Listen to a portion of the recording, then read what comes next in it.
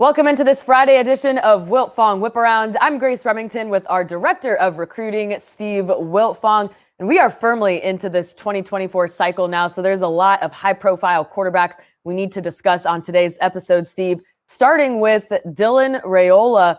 Georgia is the crystal ball favorite, but USC, Oregon, and Nebraska seem like the other main competitors. What's the latest with him?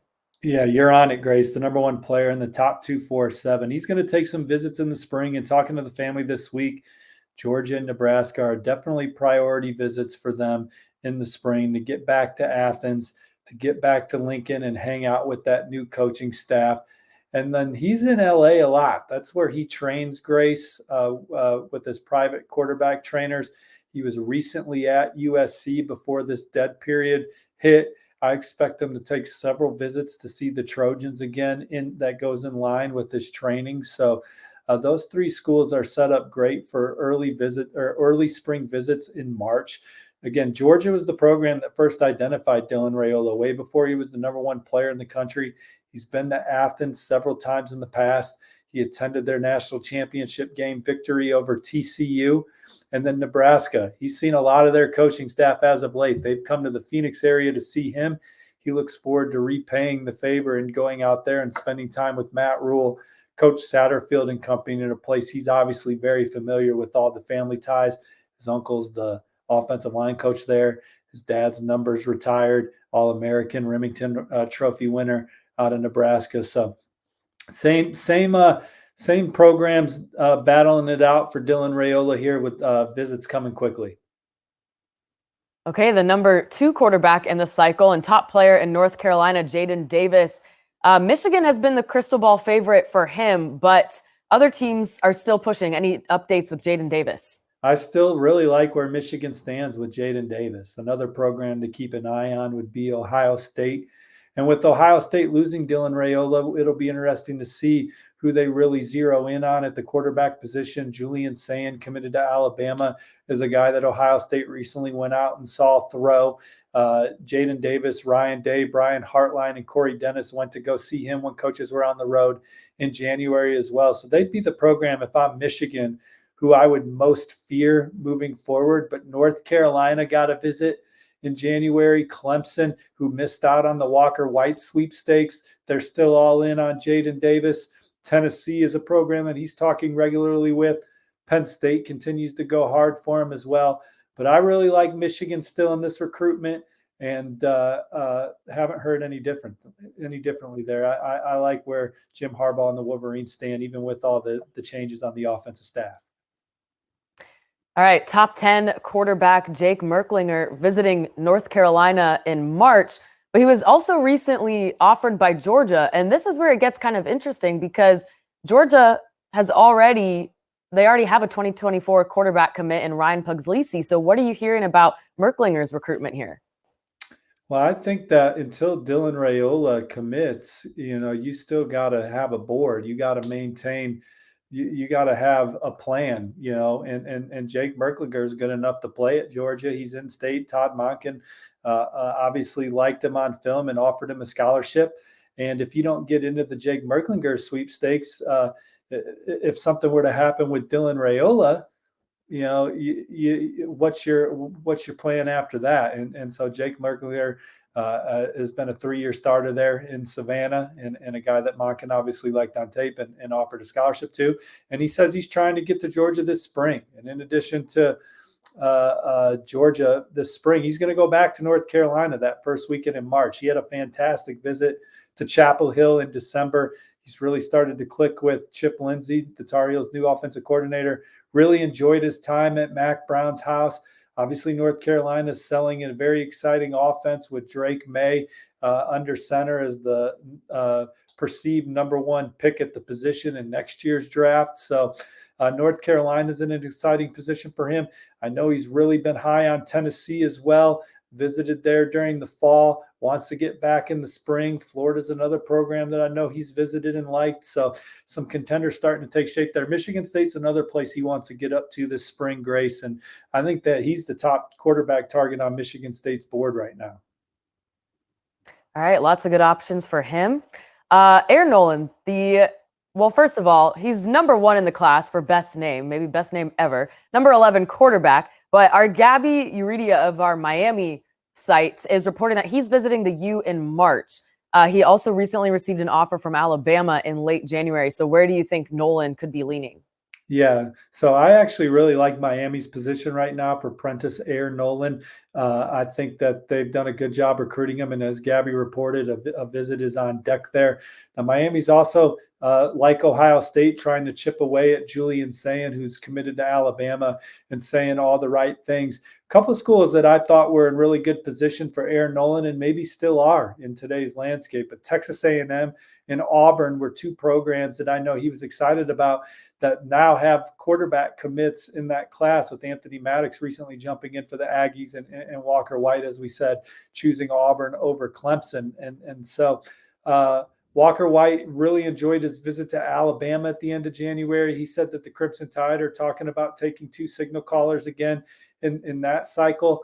And then, but Miami, they're definitely in an interesting spot for him. I think he's going to drop some top schools here in the near future.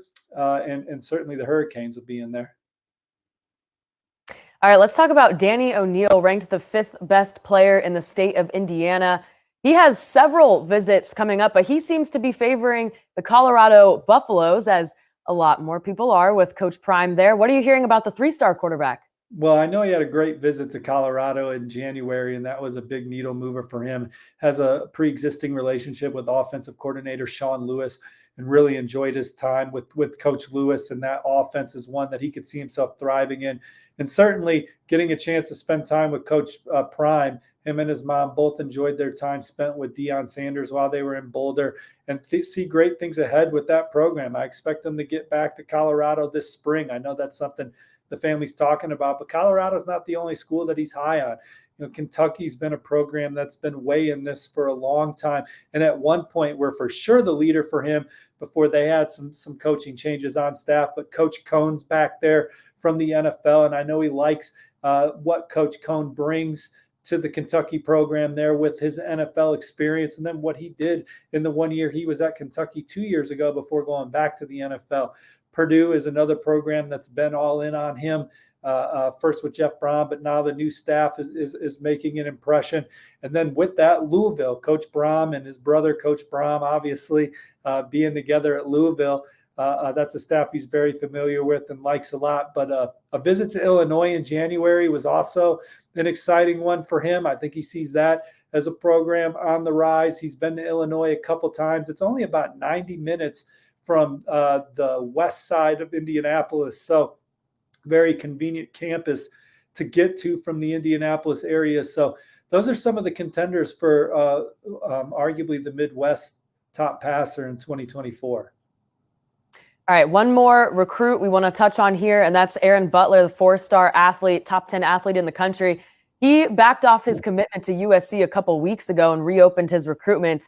He had been committed to the Trojans for quite a while, about a year, committing in January 2022. But now you have him trending to Georgia. So why is that?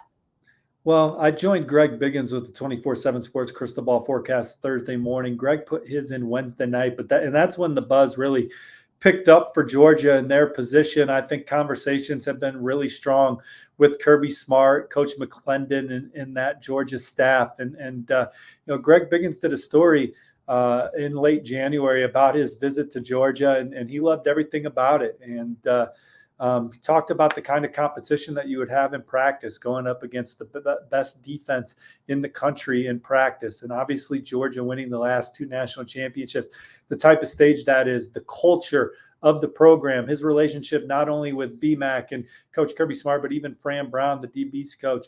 Now, I think Georgia is in prime position here for Aaron Butler right now. We'll see if anybody else can change that as the process continues. Yeah, Georgia by far the top class in the 2024 cycle. On the next few episodes, though, we want to talk about or highlight some of the other classes leading the way in 2024. So let's start with the class right below Georgia, and that is Notre Dame, 2nd in the country. The Irish have 8 commits, with 4-star quarterback CJ Carr highlighting that class. Steve, your thoughts so far on the Irish? Yeah, I think that the most exciting thing about the way Notre Dame's recruited, when you compare to what they did under Brian Kelly to what they're doing under Marcus Freeman, is I think that they've really upgraded the standard that they're going to recruit the quarterback position at. Getting Kenny Minchey in 2023, getting Hartman out of the portal, and then getting CJ Carr, who is one of the most coveted players at the position. We talked about Georgia at the top.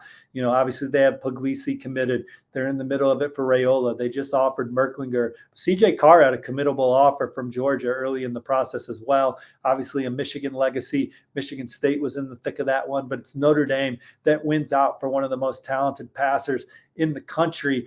That's a position room that certainly could use an uptick in talent collectively as they try and take a program that's been to a couple college football playoffs and turn it into one that can win the last game of the year. Cam Williams is a 6'2", 185-pound receiver from the Chicagoland, who Notre Dame, they took an exciting receiver class in 2023. But Cam Williams, I just think he has is a little more juice, a little more playmaking ability. He is a very exciting player, 6'2", 185 pounds, that ran in the 4.4s in camp at Notre Dame.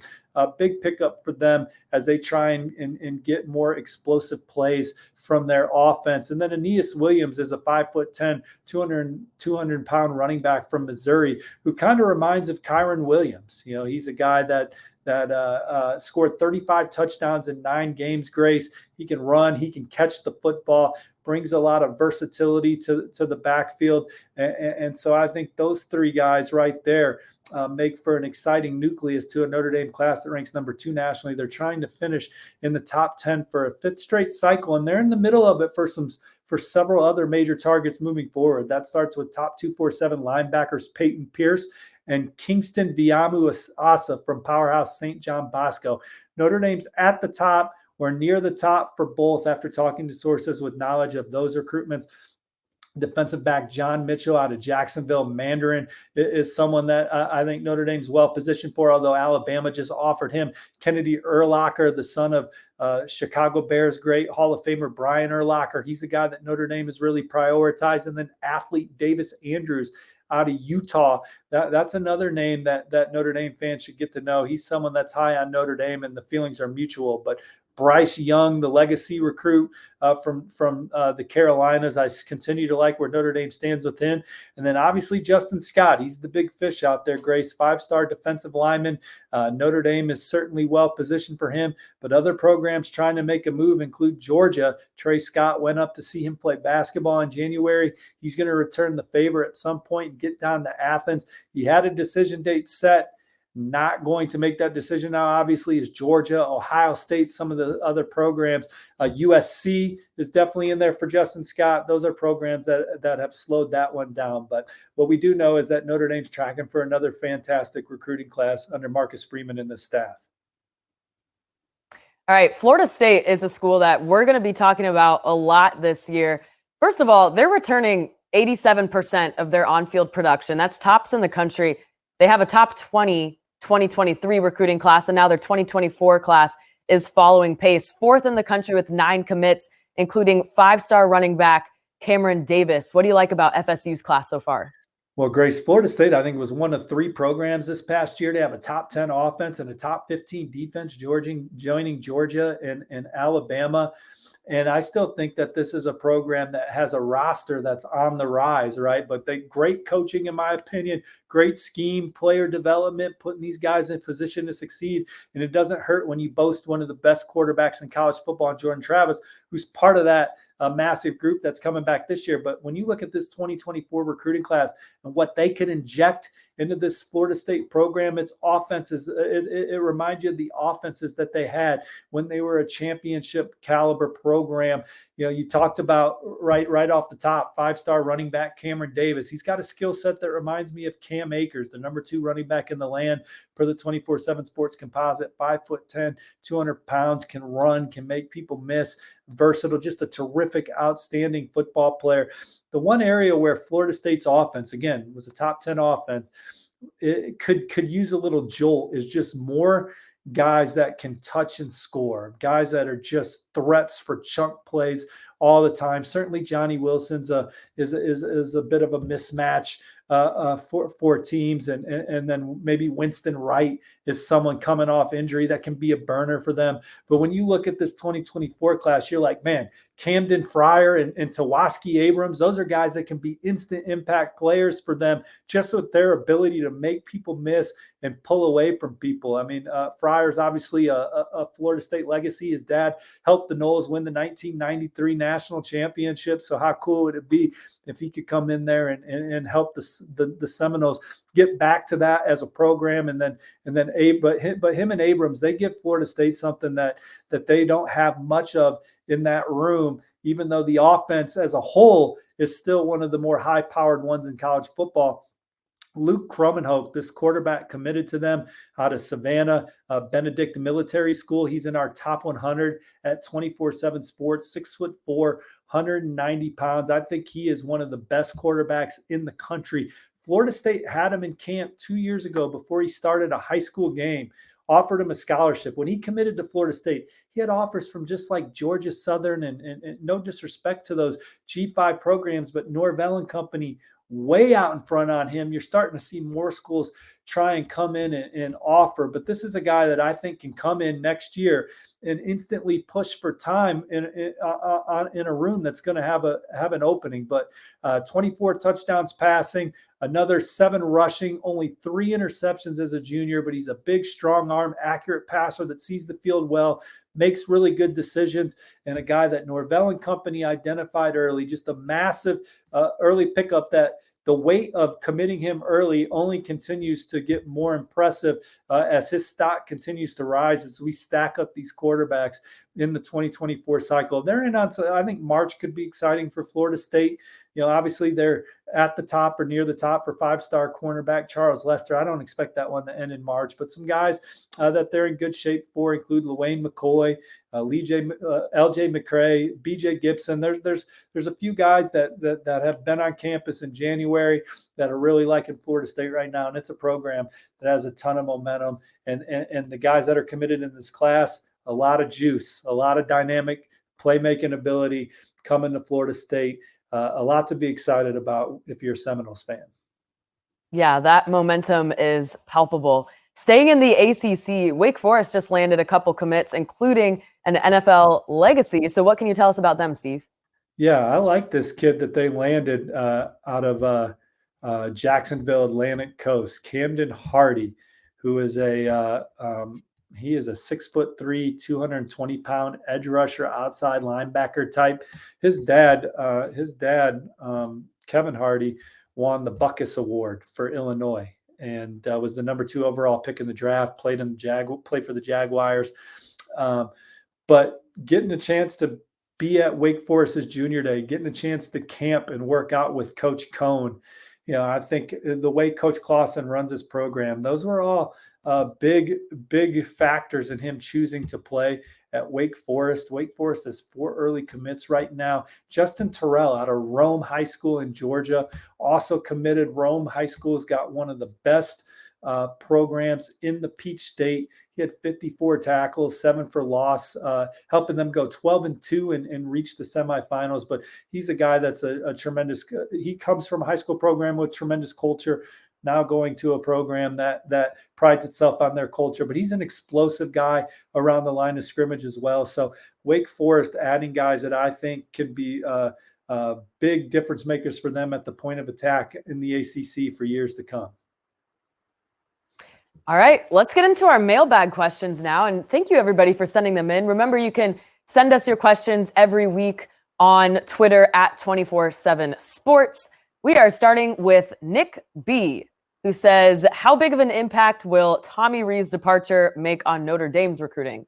You know, I'm not so sure that we're going to see any kind of drop-off with Tommy Rees moving on to Alabama.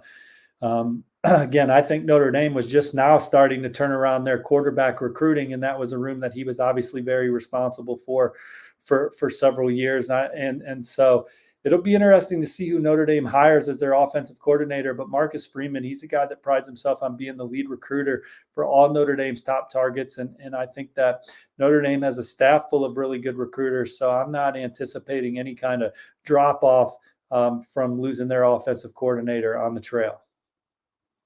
All right, more coaching carousel questions. One from Jay Weiss. Do you have any thoughts on Miami's OC search and who they could bring in that would make their great recruiting even better? Oh, man. I mean, I don't think that who they hire at OC matters to their recruiting. Kind of similar to Notre Dame there, but there's not a head coach in the country that goes harder on the trail than Mario Cristobal. I mean, my man was probably sleeping 90 minutes a night in January. I don't know if he took February. Well, now he's looking for coaches, so I don't know if he was able to slumber at all here yet in February. I just think that's an important hire for. Mario doesn't even need to hire a guy to recruit. Like, how much recruiting does Todd Monken do? And that's no disrespect, but it's not his job. It's his job to scheme up a fantastic offense and put players in the right position to score points.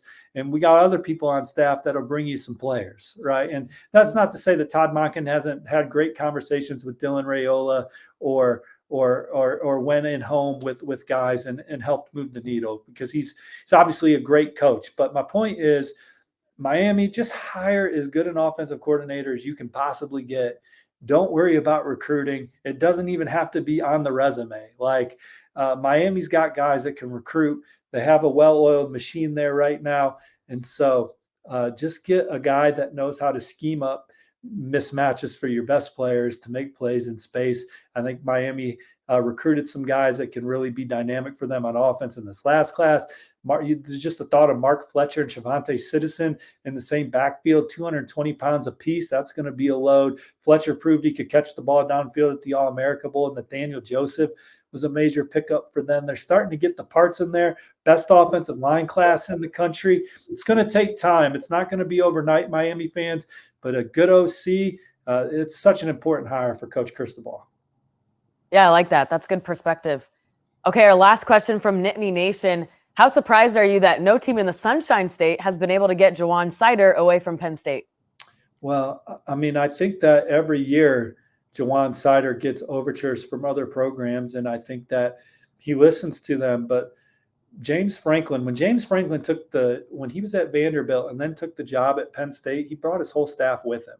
Like, he is a guy that creates a good working environment for his people. And they generally only leave when they get head coaching jobs or promotions somewhere else. So people like working for Coach Franklin. He takes care of his people. And Penn State's got an exciting program right now. Why would Ja'Juan Seider want to leave arguably the best backfield in college football next year? And I understand the weight of the words I just said. But Nick Singleton and Katron Allen are super sophomores that showed a lot of promise as freshmen. And Penn State may have the best running back combination in the country next year. And he recruited both those guys, and they look like future pros. And Penn State, they're coming off a Rose Bowl win. Their only two losses were to college football playoff teams. They have the number one quarterback in the country 2 years ago, taking over under center. It's an exciting time to be around Penn State football. And really, like in coaching, it's just hard to find consistency. Like, to live in the same house for this many years with no, like, he's not in worry. He got promoted by Franklin. He's now the associate head coach, but to not have any kind of like job status question marks in this crazy profession, why give that up? Ja'Juan Seider is on easy street compared to so many of his peers from just a financial standpoint, worry about your job standpoint. No, it makes sense for him to stay at Penn State for a number of reasons, as we just touched on. Yeah, I'll just add. So my first job, Steve, was in local news in Gainesville, Florida, covering the Gators. That's when Seider was there, 2016-17. So I was brand new to the world of recruiting, but all I heard about was what a boss Ja'Juan Seider was in the state of Florida. But you're right. Healthy working environment, consistency, great things for Penn State ahead. Why would you leave that? Great question and a great answer. All right. Well, thank you, Steve. And thank you, everybody, for watching. Remember to like this video, please, and subscribe to the 24 Sports YouTube channel. Quick update during the recruiting dead period. We will only be recording on Mondays. So look for us on Mondays on the 24/7 Sports YouTube channel. So we'll see you then. And until then, have a great weekend.